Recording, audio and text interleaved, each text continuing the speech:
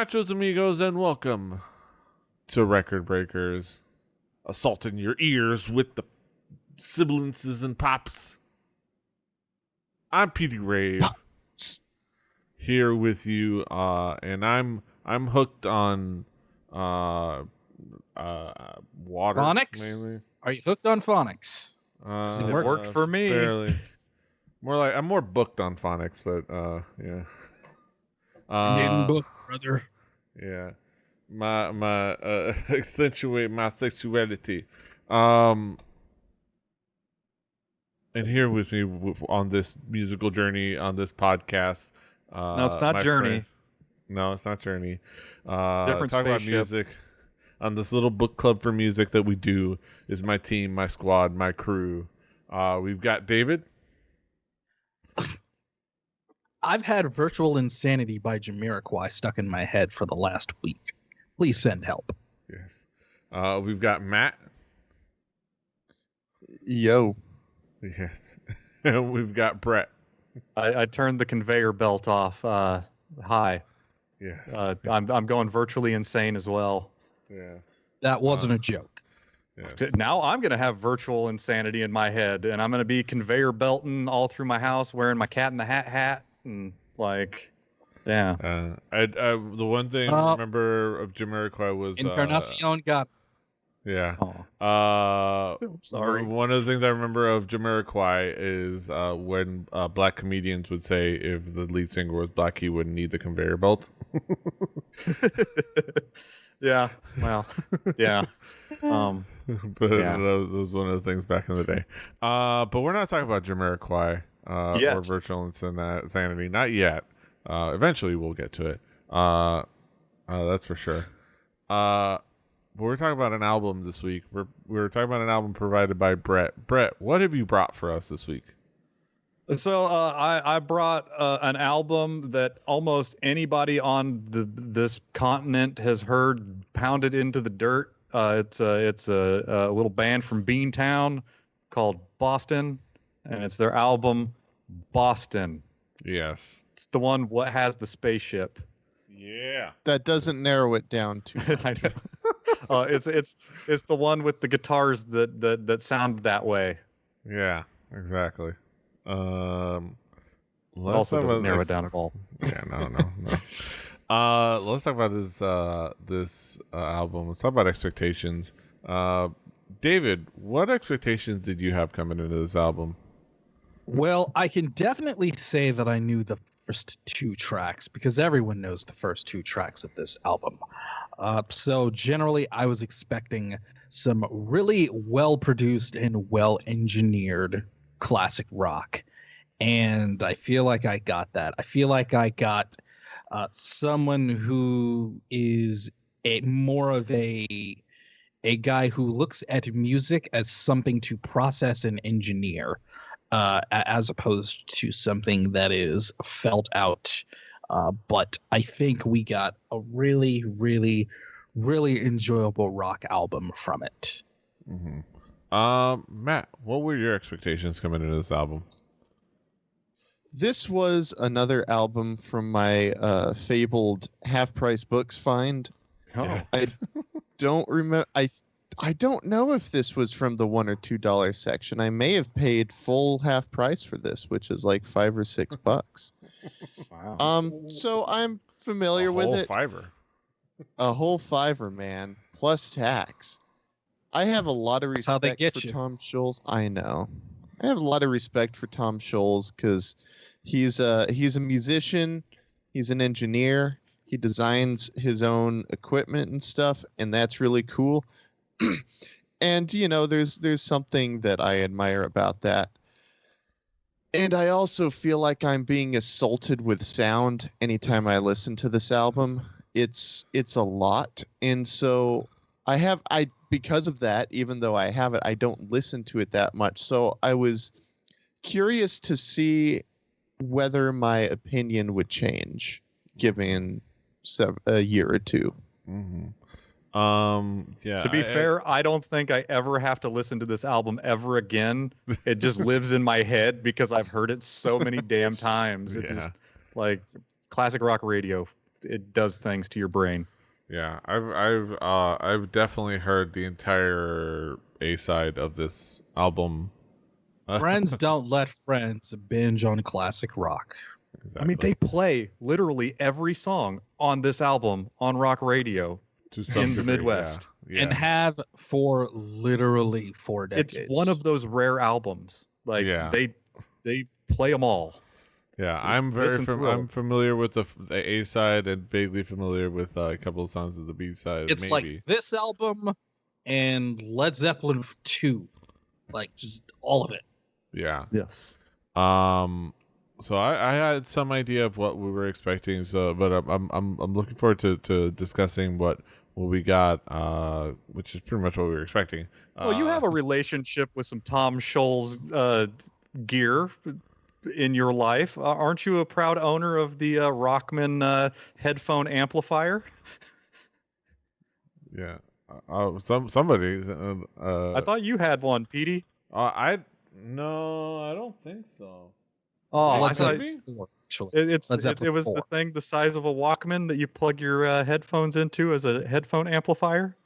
I thought for sure that was in one of your bag of. No, I have that Zoom recorder and that old Roland guitar. Oh, Zune as in Cune. I'm maybe a guitar amplifier by Rockman.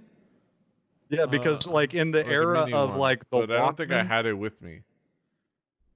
Because I could have sworn that you had in the old days of us talking that you had the clip onto your belt Walkman style made by Tom Scholz. I have I think I don't know if I have, but I had I think the Rockman, it's a guitar amplifier. Well, like the Ace. Like the little mini amp maybe or something like that It's I called got the one Rockman time Ace. randomly. The Rockman Guitar Ace. Yeah, I think something like that I got it at Guitar Center to try to like play my that Roland like that I had finally strung at some point, and just I mean I never learned how to play it, but yeah like but I had also it I'm looking at the control panel for the Rockman headphone amplifier, and I like that there is a slider switch that has the positions echo off, normal, and chorus off. So I can only assume that means that normal is echo and chorus turned on. That is great. That is awesome. The default position in all rock. Having listened to Boston would explain a lot. Yeah. Yes. Let's talk about this album musically. Brett, how would you describe this album musically? What would be the theme elements? I mean, it really like there's some Tom Scholz talk that we're gonna have at some point. Like the guy, I'm not gonna let you guys ignore Brad Delp. Right now. There are harmonies that are done with more than just the guitars that are impressive. And they also they can hold notes with their vocals too. So like you're dealing with like this album's 45 years old. Yeah. So we're talking like this is back when music gear was not dependable, and the guy made the stuff to make the sound that he wanted. In fact, I have a visual aid here. This is a Tom Scholz Power Soak power attenuator. Oh yes. Look at that blue. That blue is so iconic that other people, for like their stuff, make things blue as well. So this power attenuator thing I had in my hand is a thing that takes an old amplifier, lets you turn that Marshall up to 11, and you turn a knob to make it not be loud. So you can overdrive the hell out of your Marshall without like being like heard a mile down the road, and that you can play with that a little bit.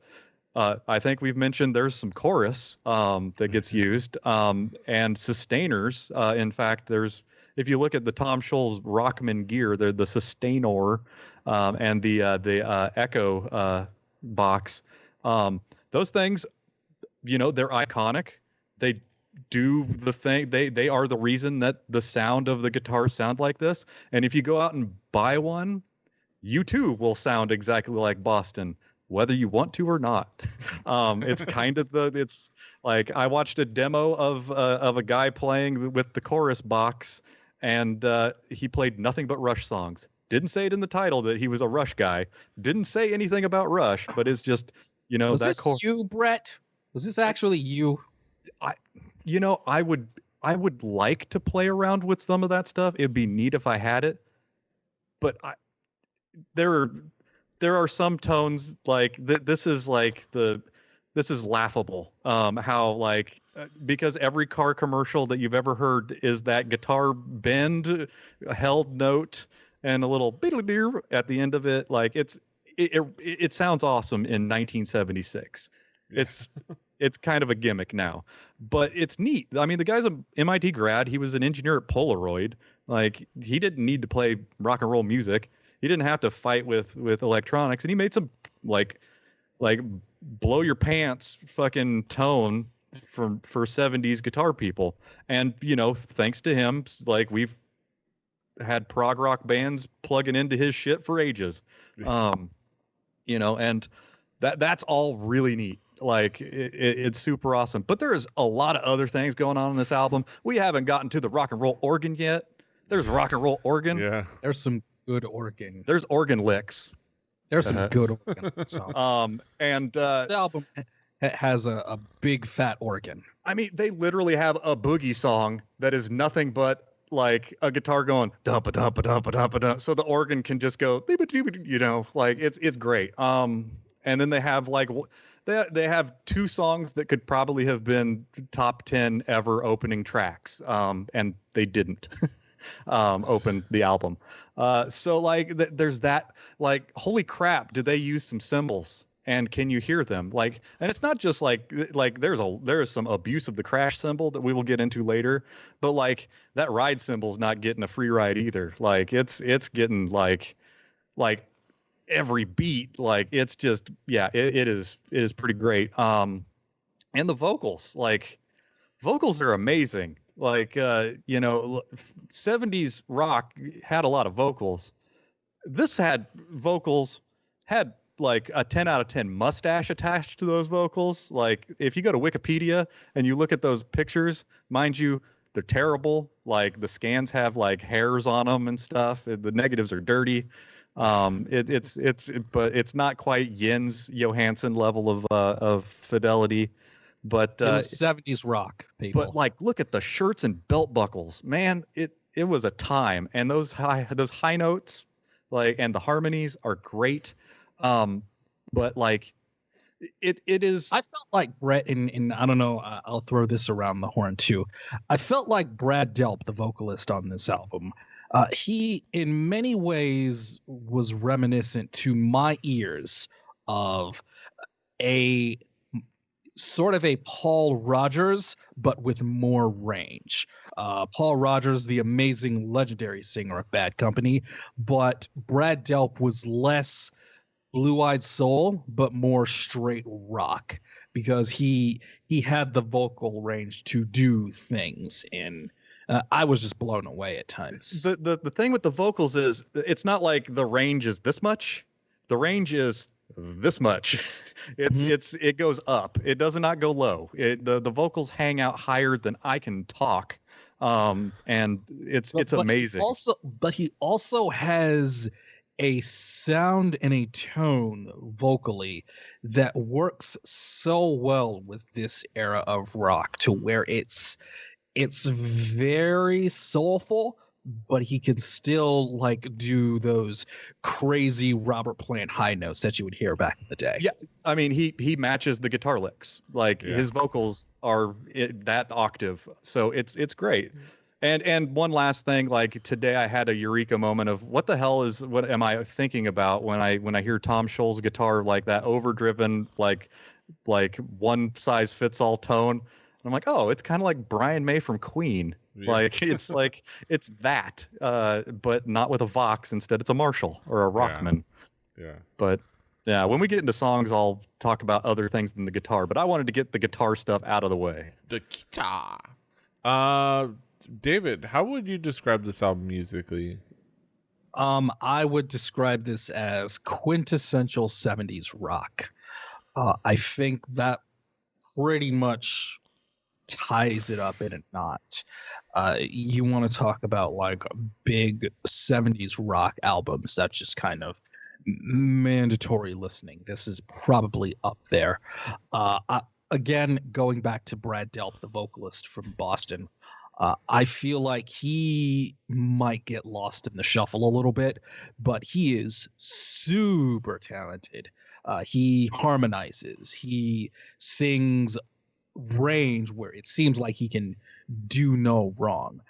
There are points where, like I said, he almost has a Paul Rogers quality to some of the songs in some of the more ballady moments.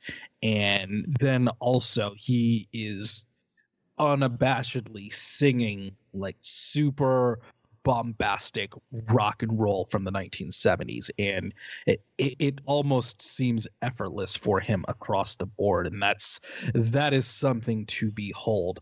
The entire album is for 1976, and I don't think the album we listened to is a remixed or remastered version.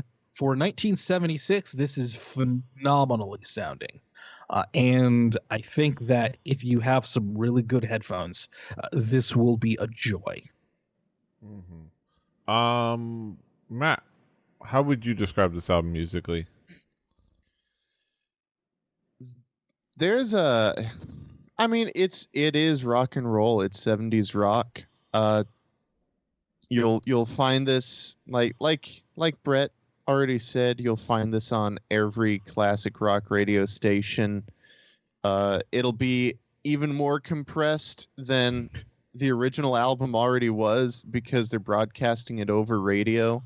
But I mean, there's very talented guitar playing, very tight twin guitars. The thing I keep coming back to with Boston is just the quantity of production. There's a lot. I'm not even gonna make a judgment call at this point on the quality of it, but the quantity is there. If you're looking for a lot of production, this has it. And the vocals are really talented. Quite high. The vocals are also they're easy to make fun of.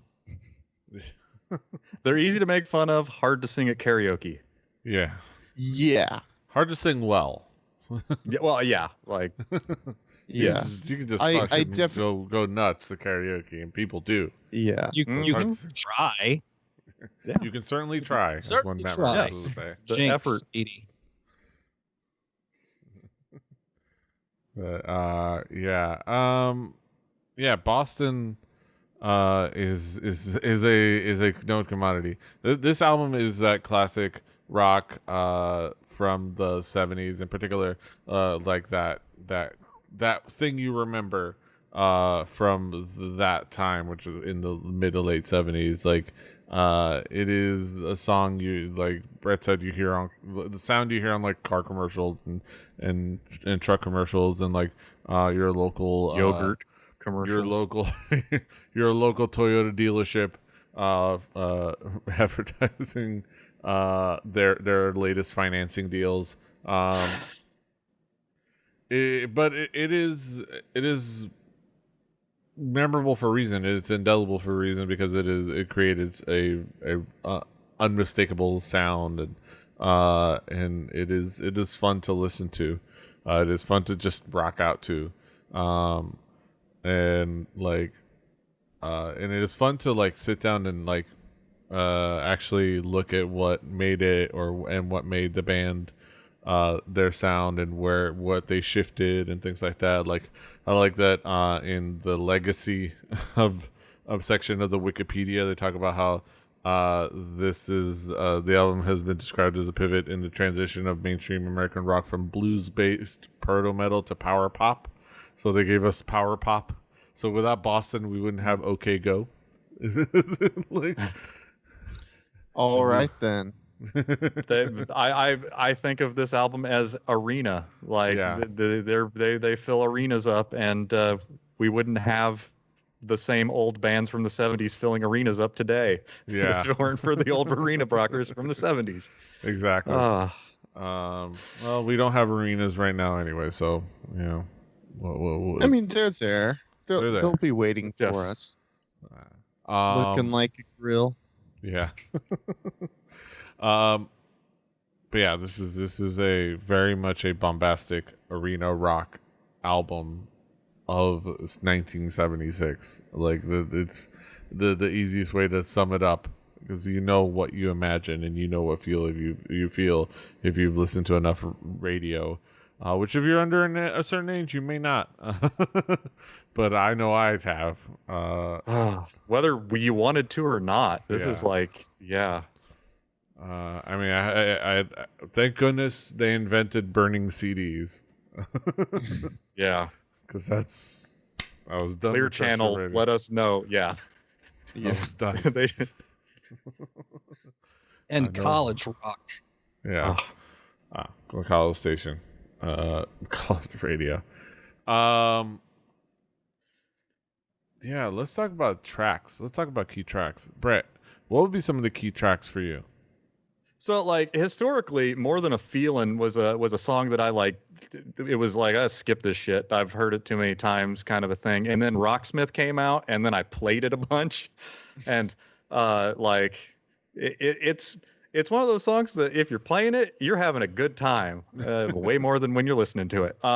Because you just hold notes like you're Nigel Tufnell. You just go grab a bite to eat, and you're still holding that note, and you're coming back, and you're just wiggling a little bit. It was a good time. But like, aside from the long sustain, the harmonized vocals are really neat. Like, and it's catchy. It's a well written song if you want it to be played on the radio. And it's the one they chose to open this album with. Let's skip on down to Foreplay, which could have been the opening track. Never skip Foreplay.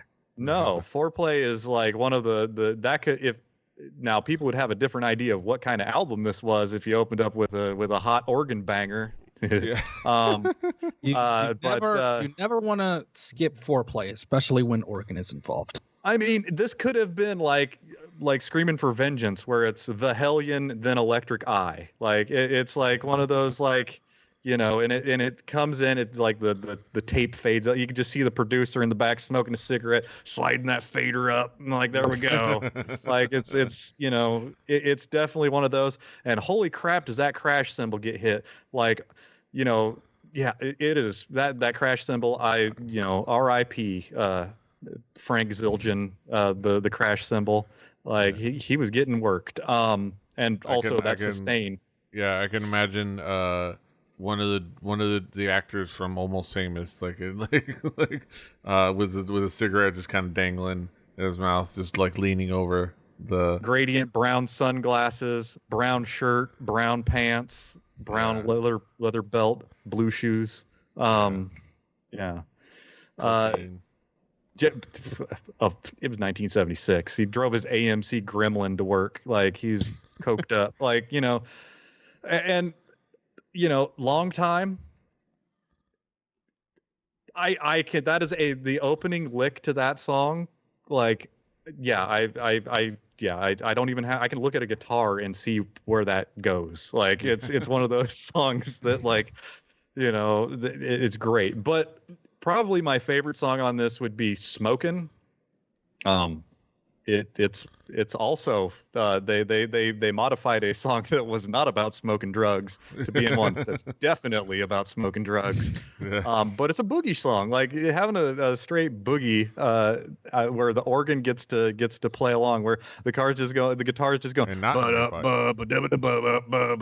you know, and like the organ gets to go, like do all the fills, do it like everything. It's fun, and the guitar almost sounds like it should be on a ZZ Top album. Like, the rhythm is just like that saturated Marshall tone, which the organ, you know, doesn't sound too far off from that either.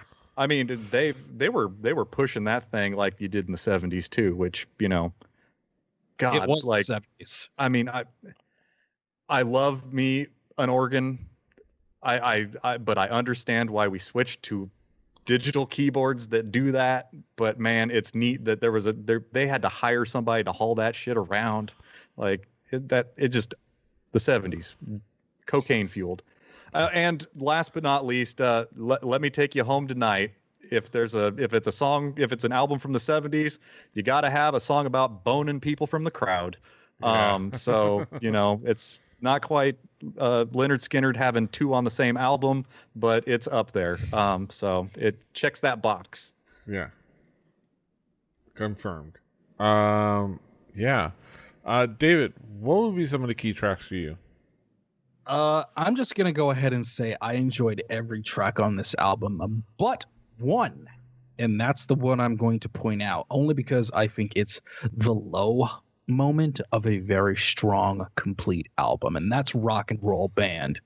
Normally, I'm willing to give a band a pass on what is obviously kind of a simple, straightforward rock radio single, but this one was almost too stripped down and basic.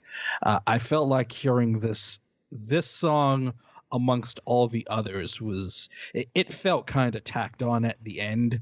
Like the album needed one more track, and this is what Tom Scholz came up with, Rock and Roll Band. It's not a bad track by any means, kind of in the same way Paranoid by Black Sabbath was kind of tacked on at the end and became a mega hit by accident. This song, Rock and Roll Band, was just, it doesn't really measure up to the rest of the album. But the rest of the album, quality. I mean, the song does kind of seem like copy and paste. Like, what parts do we have left over? They have to fill that B-side. Like there's physical space to fill in. Like, yeah.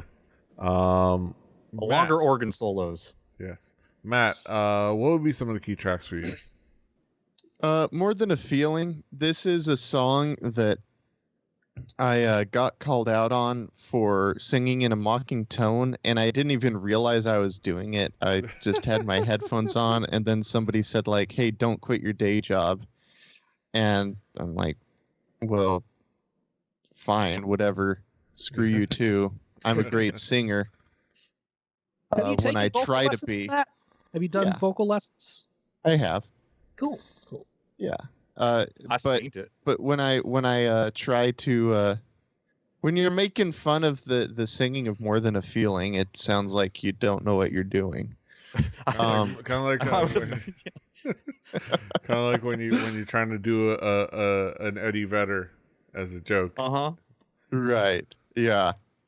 And there's a nice bit of twin guitar on there, and that's cool. This is, I mean, all of them, but this one in particular, that's a lot of production on that album. I'm going to skip Peace of Mind, but I'm mentioning it now only to say I'm skipping it for a reason. Rock and Roll Band, the chorus on that, the first half, it's too similar to the chorus of Peace of Mind to be only 2 tracks away. Yeah.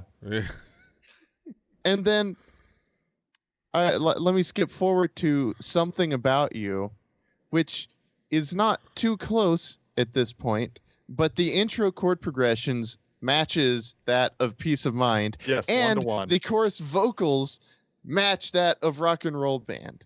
So I understand that Tom Scholz had a lot of influence, and he said that classical was a big influence in terms of the power. Maybe he could have done well to take a composition class to learn more than 3 chord progressions. I don't know. Just a thought. Daisy caught that too. We were listening. She's like, I thought this was the other song. And I was like, no.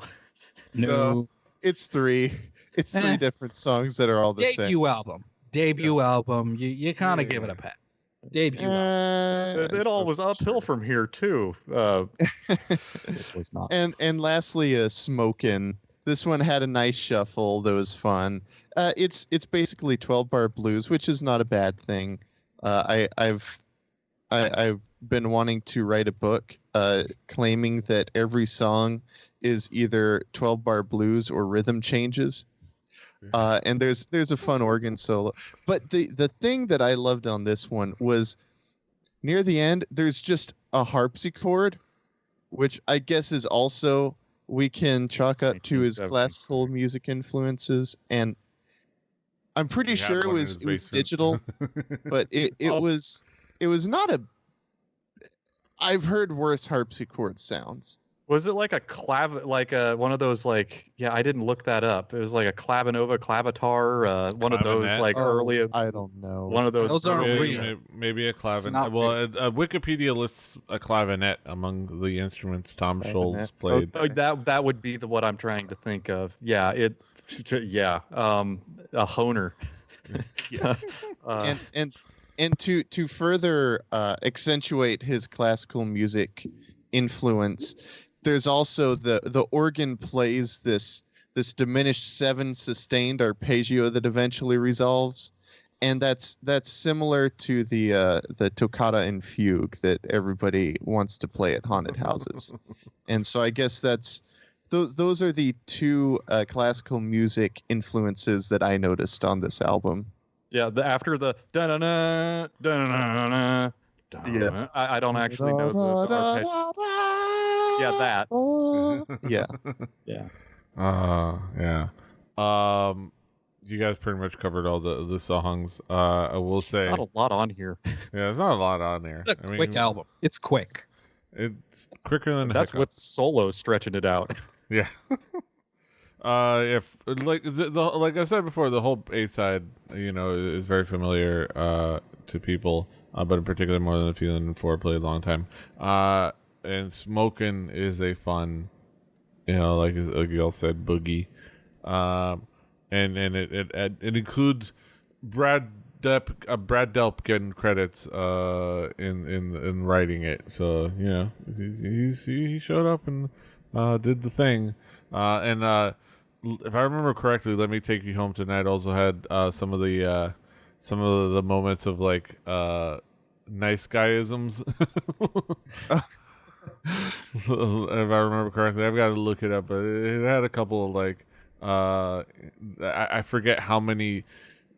One of those things, looking back, listening to classic Statute songs, of limitations, Petey. Statute of limitations. I'm not like this. I'm really kind of shy. I'm not indicting it. It's just interesting to look at it in hindsight.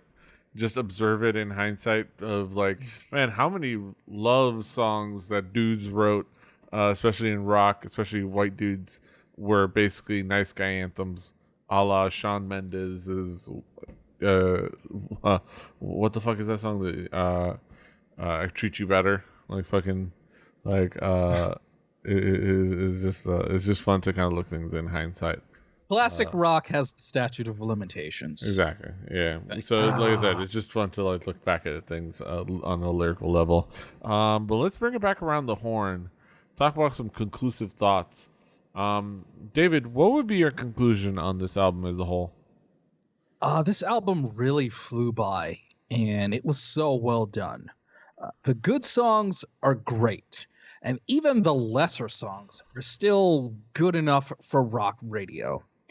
I commend Tom Scholz for being as meticulous and engineer-like as he was with his band. I commend him for that because he was able to get something really good out of what he wanted, and he managed to fool his record company and record it all in his studio at home. So extra points on that one for fooling the record label and avoiding executive meddling. Yeah, take that, CBS. Yeah. Yeah. But I'm going to go a little bit off the grid here and say that I think that the real MVP of this album is Brad Delp, the vocalist. He, as I said, he has the tone of Paul Rodgers with the range of Robert Plant, which essentially makes him top tier elite as a rock vocalist. The lyrics are a little bit kind of corny cliche, hey, we're a rock and roll band and we're gonna rock all night long. And for the time, that's okay. But they make it work. All of this works really, really well. If you are watching that 70s show, you'll enjoy listening to this album afterwards. Matt, what will be your conclusion on this album as a whole? Performance wise, it's great. Great playing, great singing. I have a lot of respect for Tom Scholz as an electrical engineer, guitar player. Well, mechanical engineer, but electrical designer, guitar player. I really don't like the production on this thing. The time spent away from it was not enough for me, I guess. It's just too much. It's weird. It's well mixed. It doesn't have strong loudness war vibes, but every little bit of space is filled, and so you kind of end up with the same result of there's not really any dynamic range. That chorus effect does fatten everything up in a way that it's almost as if it's filling up more frequencies than it should. Yeah. Yeah. There's not that much going on. Because I love big choruses. I kind of dig that. I love big chorus effect too. And you cannot lie. Exactly. And more than that though, like it's like they took a Fourier transform of every song, and they're like, there's a little notch right here of frequency that isn't filled. We need to make sure to fill that in. And so it's a lot to listen to. Yeah. I can definitely see that. It could be a lot to listen to, especially like for a more keen ear. It is definitely like it is meant to blast you with sound and rockin' music and blow you over.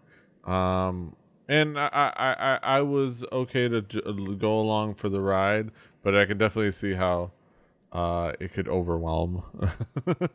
I will say this would be great for starting off a road trip. Not the entire album, but like two or three songs to get the road trip going.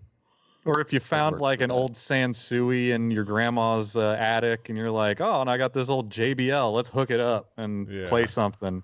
Yeah. And I'm listening to Steely Dan for that. Yeah. But yeah, this album is still a fun listen for a lot, and I think it was a fun listen for me. It is a cool album. It is a fun rock and roll album, and you just kind of like good blasting your car speakers music, in addition to good like putting it on your headphones music. It's a nice wall of sound. But yeah, last but not least, Brett, what would be your conclusion on this album as a whole? So like we've had a couple albums over the last couple episodes. We've had some guitars that, like, boy, they loved holding notes, and that's part of the reason that I brought this, because this is almost a parody of how I don't like people going blah, blah, blah, the whole time, but also like it's kind of funny when people hold a note for like half an hour. Well, it's not a parody if this is like the template. I mean, kind of like Pink Floyd's does it, but in a better way to me. But David Gilmour is like incredible. Yeah, he'll hold a note and it'll work. And it's a different thing. This is like candy. This is a treat of rock and roll, and it's music that it was fun for the guys playing it, and it's cool. Like, it's not. I can definitely wait a long time before I listen to this album again. And that's fine. But I wanted to talk about it because it is one of those albums that, like, I know front to back, like, and I didn't even try. And I'm a guitar gearhead, and this is kind of one of those bands that, I mean, the dude fucking made the shit that made that sound, and that's cool. You don't get that every day. But God, if I was like 16 years old and I had to listen to this old man music, it's really this is a quintessential dad rock album. Yes. This is put it in your like Corvette that you bought when you midlife crisis car after your this divorce. This is prime dad rock. This is the genuine version. Dad rock. This is the genuine version of what I think some would joke that Greta Van Fleet is trying to do.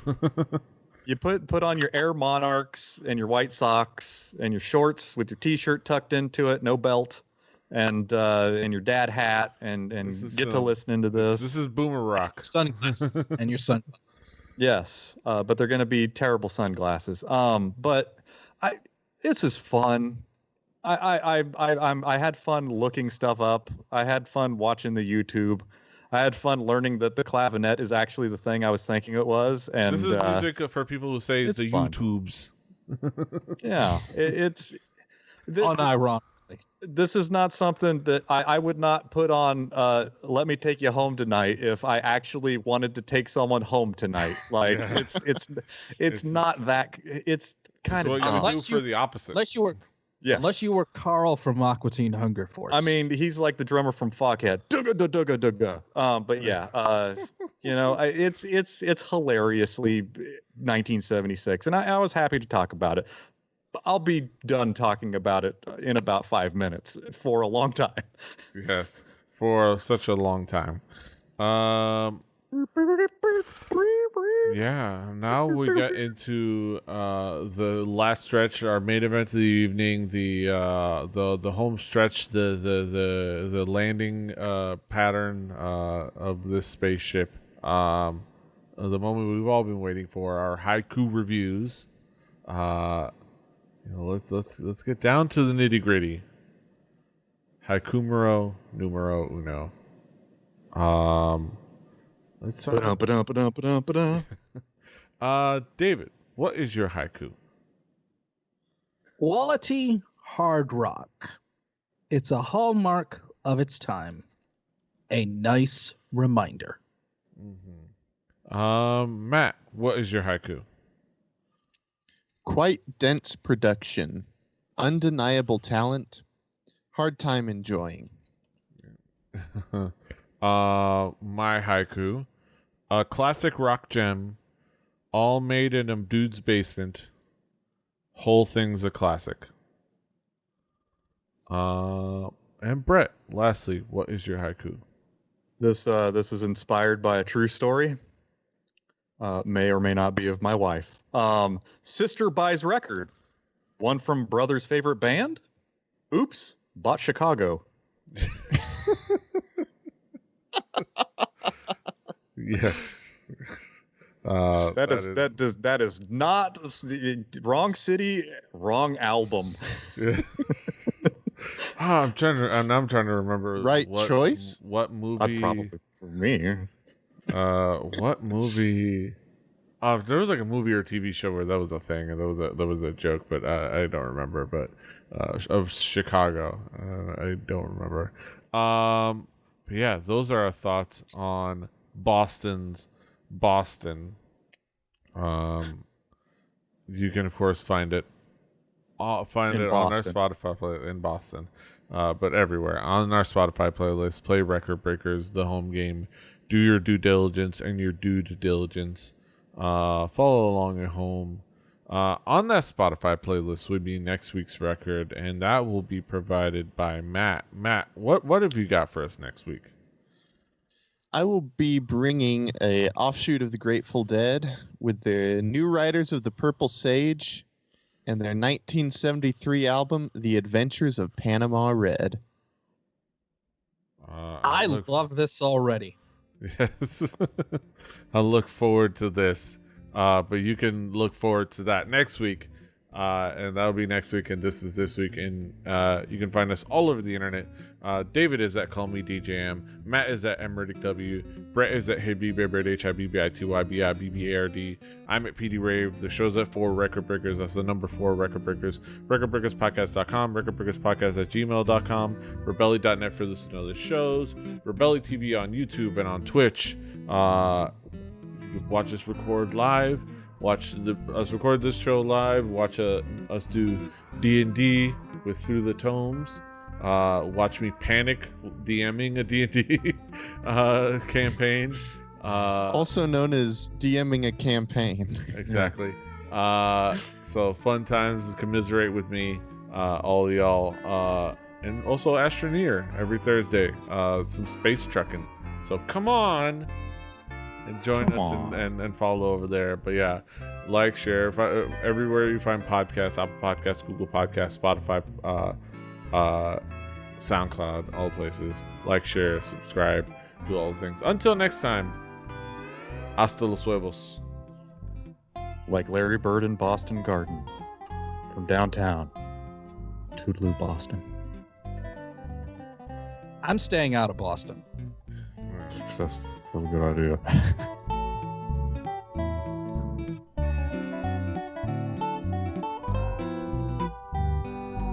Diamond Club hopes you have enjoyed this program.